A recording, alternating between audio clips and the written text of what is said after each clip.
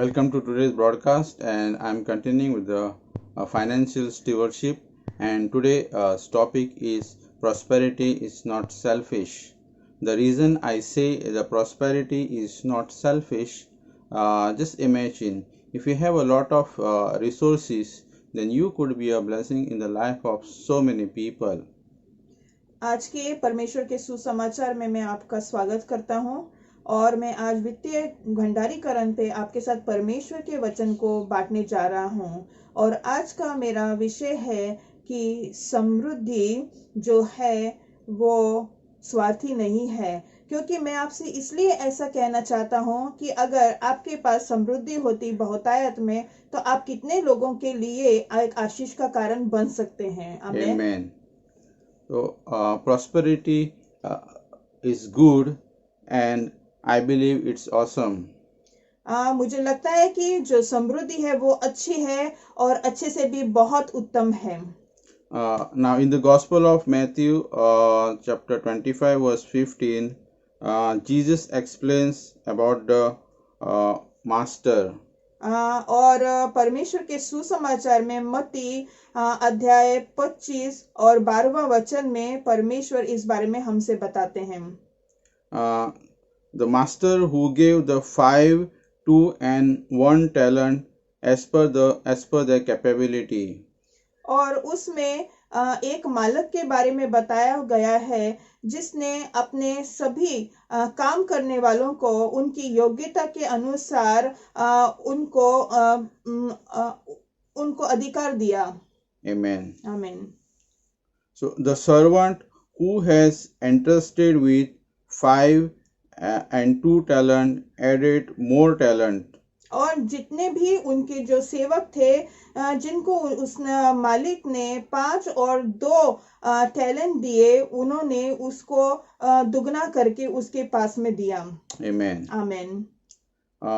And when master rewarded them with more. और जो उनके मालिक थे उन्होंने अपने सेवकों को उससे भी अधिक बढ़कर इनाम दिया। So whereas the servant with the 1 talent, जबकि वो जो सेवक था जिसके पास में एक ही टैलेंट था, he hid the talent in the earth. और उसने उस अपने टैलेंट को पृथ्वी के अंदर दबा दिया। So he could not benefit anything. और उसको उससे कोई भी फायदा नहीं हुआ। Result no gain. और उसको उससे कुछ भी लाभ नहीं हुआ। Now the Lord expect us to do something with what He has trusted us. और परमेश्वर ऐसा चाहता है कि उसने जो भी हमें योग्यता दी है या जो भी टैलेंट्स दिए हैं, हम उससे कुछ भी करके दिखाएं। The God is a God of multiplication. हमारा जो परमेश्वर है वो बढ़ा चढ़ा के हमें देने वाला परमेश्वर है। God wants to increase resources He is given to us. परमेश्वर ने हमें जो भी साधन दिए हैं, परमेश्वर की ऐसी इच्छा है कि वो उन साधनों को बढ़ाए हमारे जीवन में। Now Jesus is talking about the stewardship. और जो प्रभु यीशु मसीह है वो भंडारीकरण के बारे में हमसे बात करते हैं। Now the resources God has blessed us with, so we can use them to touch others' life. परमेश्वर ने ये सब आशीष और ये सब साधन हमें इसलिए दिए हैं ताकि उससे हम उनके दूसरे लोगों को जीवन को छुए और उनके जीवन में आशीष का कारण बने। Now in the Gospel of Matthew chapter 25 verse 35 and 36. परमेश्वर का वचन हमें उस सुसमाचार में मत्ती अध्याय 25 में 17वें वचन से हमसे बात करता है। Jesus says, "What you have done to my brethren, done to me." और परमेश्वर हमसे बोलते, प्रभु यीशु मसीह बोलते हैं कि जैसा तुम मेरे भाई बहनों के साथ कर रहे हो वैसा ही तुम मेरे साथ करोगे। Amen. आमीन। And to do all the work of the ministry, we need money. और ये जितना भी परमेश्वर का हम कार्य करते हैं, परमेश्वर को वचन को बांटने का कार्य होता है, उसमें हमें जो धन की जरूरत होती है। Without money, we cannot do any of this ministry work. बिना धन के हम परमेश्वर के कार्य को आगे नहीं बढ़ा सकते हैं। If you want to feed the hungry, अगर आपने भूखों को खाना देना चाहते हैं, if you want to clothe the naked, अगर आप जिनके पास कपड़े नहीं उन्हें कपड़े देना चाहते हैं, and if you want to visit the prisoners in prison, अगर आप में जेल में रहे हुए कैदियों को सुसमाचार सुनाना चाहते हैं, so Jesus is telling us in Matthew chapter 25 verse 41 and 46. इसलिए प्रभु यीशु मसीह हमें मत्ती अध्याय 25 में वचन 41 से 46 में बताते हैं, Jesus is saying says who never clothe the naked, परमेश्वर प्रभु यीशु मसीह हमसे कहते हैं कि जिसने कभी भी जिसको कपड़े चाहिए थे नहीं कपड़े दिए, तो who does not take care of the sick people, जो भी बीमारों की सेवा नहीं करता, or who feed the hungry, और जो भूखों को खाना देते हैं, doesn't really know me, जो ये सब काम नहीं करते हैं वो मुझे नहीं जानते हैं, and they will be casted into the everlasting fire. और जो लोग ये काम नहीं करेंगे उन्हें मैं हमेशा के अंधकार में उन्हें फेंक दिया जाएगा। And these are the very strong words that many people don't want to hear them. और ये बहुत ही कठोर वचन है जिन्हें बहुत सारे लोग नहीं सुनना चाहते। It is the part of the stewardship. ये भंडारीकरण का एक भाग है। And many people are not willing to give control over their finances. और बहुत सारे ऐसे लोग हैं जो नहीं देना चाहते हैं, वो अपने पैसों पे अपना अधिकार जमाए रखना चाहते हैं। The word talent, जो शब्द है टैलेंट यहाँ पे, it talks about money वो पैसों के बारे में बात करता and है, not any spiritual gift. वो किसी भी आत्मिक गिफ्ट के बारे में या दान के बारे में नहीं बोलता है। So many people think that prosperity is selfish. और बहुत लोगों को लगता है कि समृद्धि जो है वो एक समृद्धि जो है वो सेल्फिश है। Amen. Amen. So many people say they are satisfied with what they have. और बहुत सारे लोगों को लगता है कि उनके पास जो भी है वो उससे वो संतुष्ट है And they don't want any more. और उन्हें और कुछ भी नहीं चाहिए। And some of the people, they say, और बहुत सारे लोग ऐसा कहते हैं, as long my needs are met, जब तक मेरी जरूरतें पूरी हो रही हैं, I don't need more. मुझे और भी ज्यादा किसी चीज की जरूरत नहीं है। What about everyone else? और बाकी लोगों का क्या होगा? So when you have an excess money, जब आपके पास ज्यादा पैसा होता है, you could be a blessings to those who in need. आप ऐसे लोगों के जीवन में एक आशीर्वाद का कारण बन सकते हैं जो कि जरूरत में है। Amen. आमीन। So without extra money, बिना ज्यादा पैसे के you are limited in your ability to give. आप अपनी योग्यता में कम पड़ जाएंगे, एक सीमित में रहेंगे जिससे आप लोगों की मदद कर सकें। Amen. आमीन। So it is better to prosper तो ये अच्छा है कि हम समृद्ध बने and to increase your finances, और हमारा जो धन है वो बढ़े। not for yourself, ये सिर्फ आपके लिए नहीं है, but you could be a blessing to someone else. ये इसके लिए है ताकि आप दूसरे लोगों के जीवन में आशीष का कारण बन The सके। prosperity is not all about you. जो समृद्धि है वो सिर्फ आप ही के लिए नहीं है। God trusts us with resources परमेश्वर हमें साधन देता है so that we could be a blessing to other people. ताकि हम दूसरों के जीवन में आशीष का कारण बन सके। So prosperity is not selfish. तो जो समृद्धि है वो स्वार्थी नहीं है। Amen. आमीन। So when you see God as your source and treat the money जब आप परमेश्वर को आपके पैसों का स्रोत समझते हैं, उस तरह से आप धन को देखते हैं, God gives you resources to be stewarded. तो परमेश्वर आपको ऐसे साधन देता है जिससे आप उनके भंडारी बने। It is godly to prosper. तो ये परमेश्वर की इच्छा है कि हम समृद्ध बने। Amen. आमीन। So you can give तो आप दे सकते हैं and help others और आप दूसरों की मदद कर सकते हैं to establish God's covenant on the earth. ताकि परमेश्वर का जो करार है इस धरती पर स्थापित हो जाए।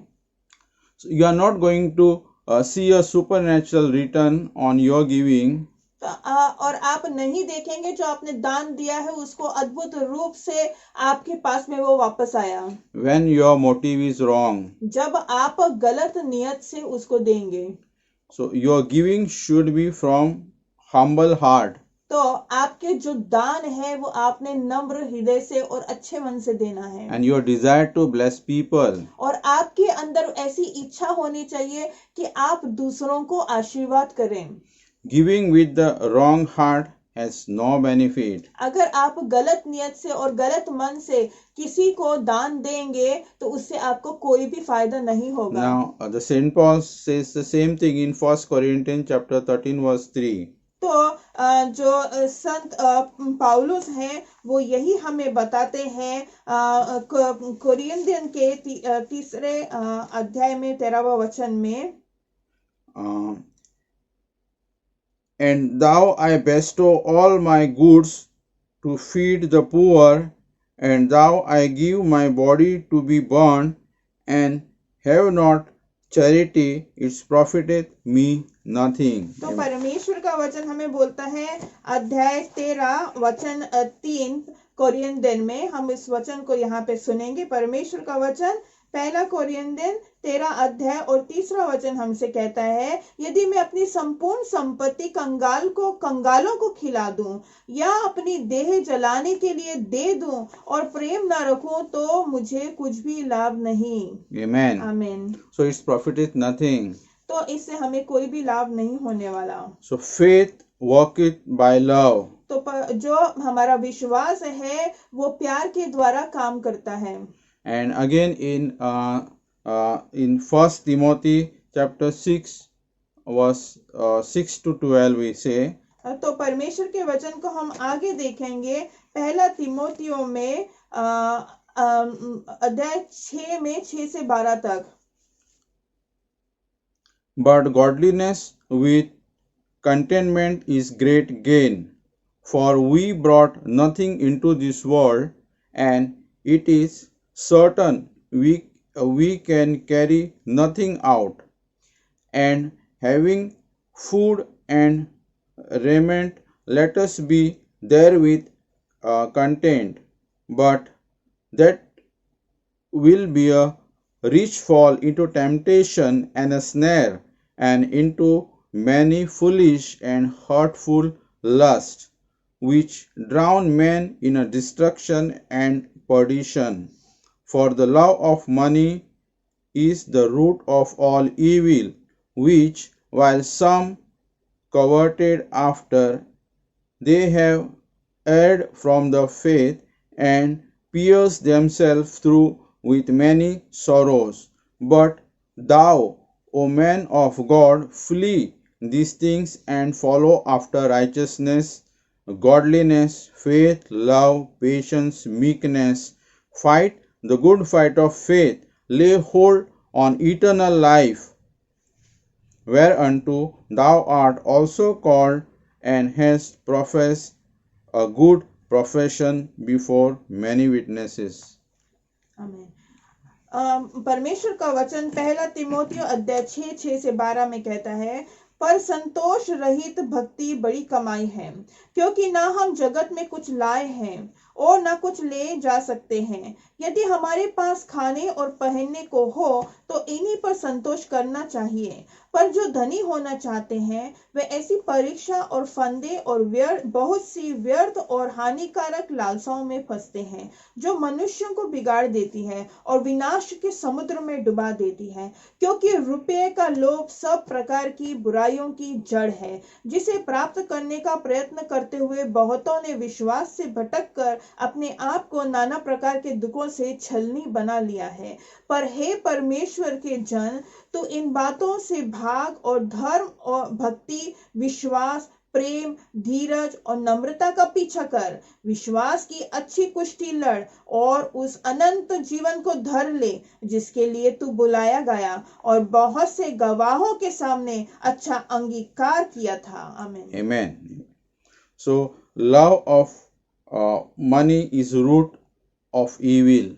तो परमेश्वर का वचन कहता है कि पैसे का प्यार सभी बुराइयों की जड़ है, And not the money. लेकिन पैसा बुराइयों की जड़ नहीं है। And money is not a problem. तो पैसा परेशानी नहीं है, But the attitude of the people towards money. तो लोग पैसे की तरफ अपना कैसा रवैया करते हैं वो परेशानी का कारण है। And loving God doesn't mean that you have to be poor. तो परमेश्वर से प्यार करने का अर्थ यह नहीं है कि आपको गरीब होना पड़ेगा। So having money doesn't mean you are ungodly. तो अगर आपके पास पैसा है तो इसका मतलब ये नहीं है कि आप परमेश्वर को मानने वाले नहीं हैं। So you can have both if your motive is right. अगर आपका लक्ष्य सही है तो परमेश्वर आपको दोनों दे सकता है।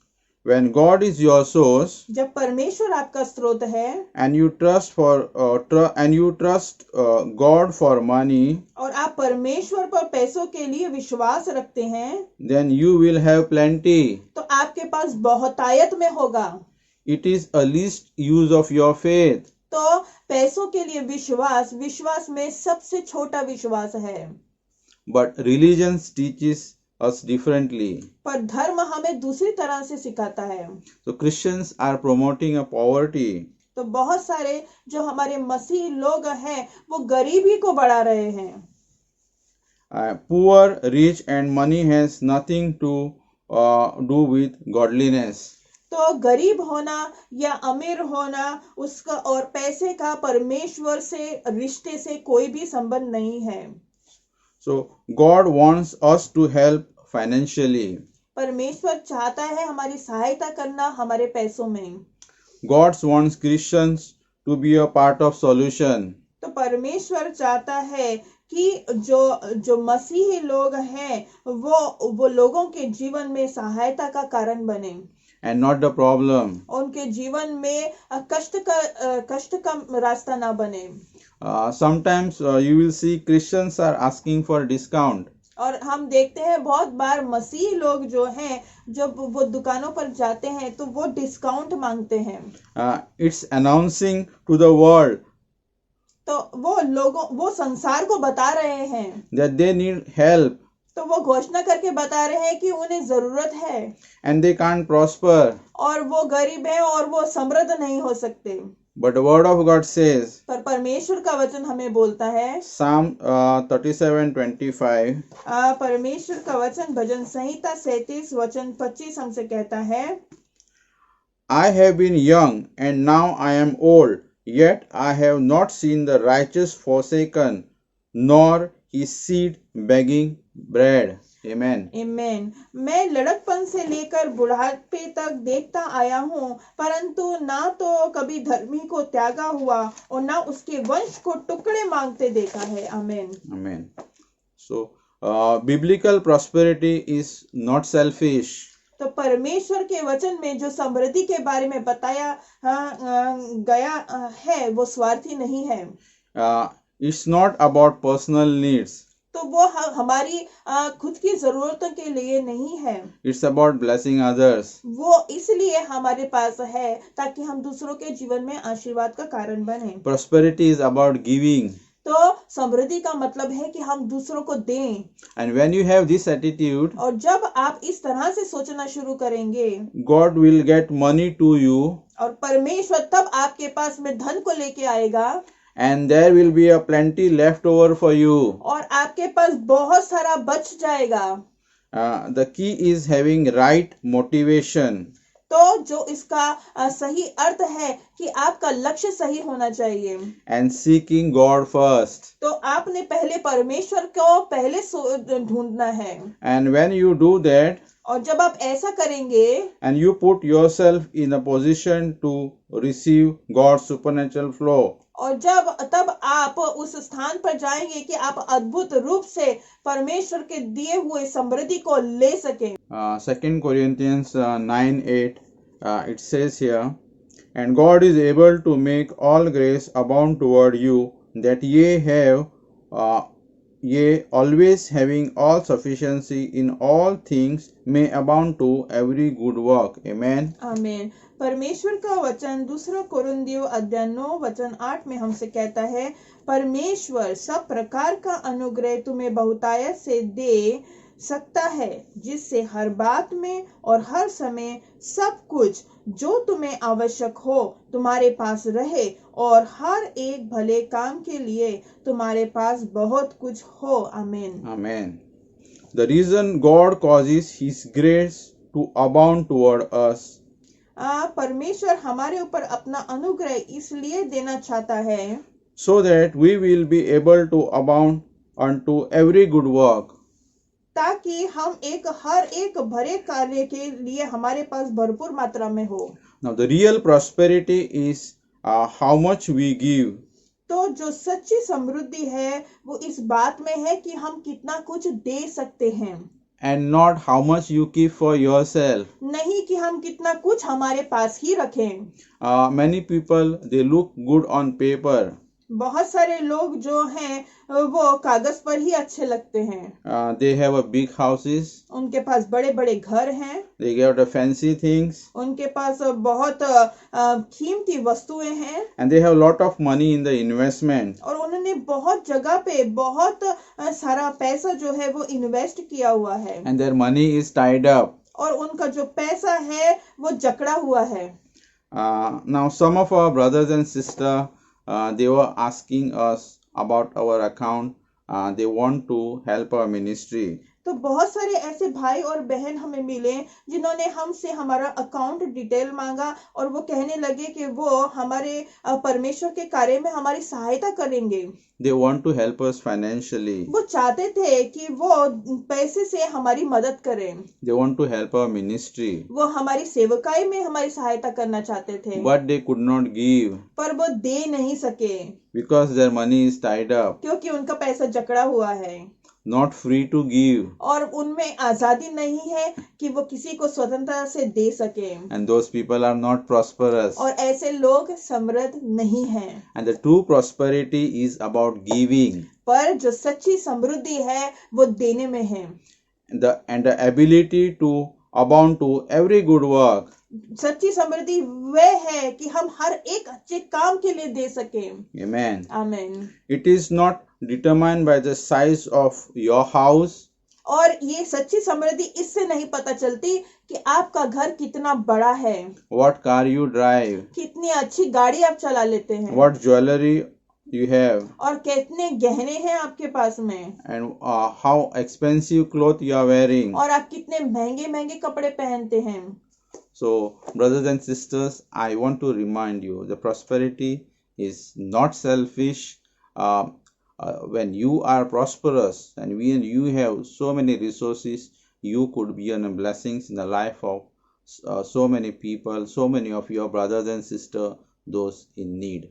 तो मेरे भाई और बहनों, मैं आपको ये बात याद दिलाना चाहता हूँ कि जो समृद्धि है वो बुरी बात नहीं है, वो स्वार्थी नहीं है, क्योंकि जब आपके पास में बहुतायत में होगा तो आप ऐसे बहुत सारे लोगों के जीवन में दान को दे सकते हैं, एक आशीष को बन सकते हैं बहुत सारे लोगों के जीवन में।